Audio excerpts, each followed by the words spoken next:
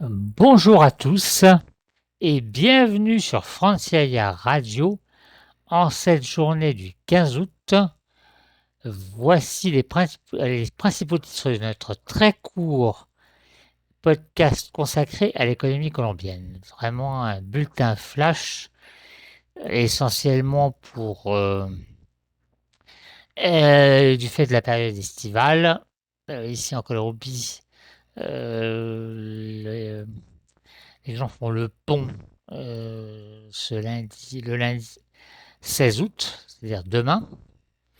Donc, l'actualité économique et sociale est très peu chargée.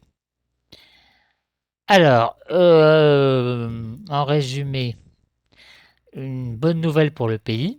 El País Cali, donc le quotidien régional de la zone sud-ouest de la Colombie, nous livre les derniers chiffres du DAN, donc l'INSEE local, sur la production industrielle pour le mois de juin.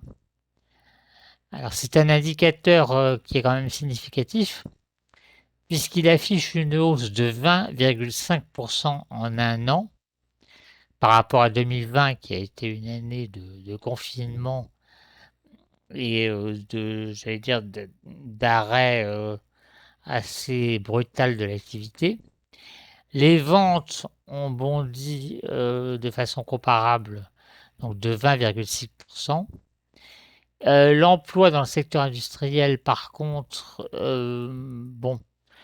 reprend, mais beaucoup plus doucement, avec une hausse de 4,6% et 8,6% pour le seul secteur manufacturier.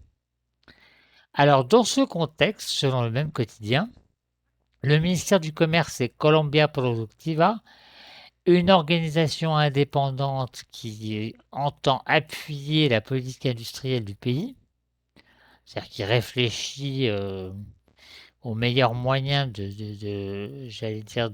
d'optimiser le potentiel productif et d'organiser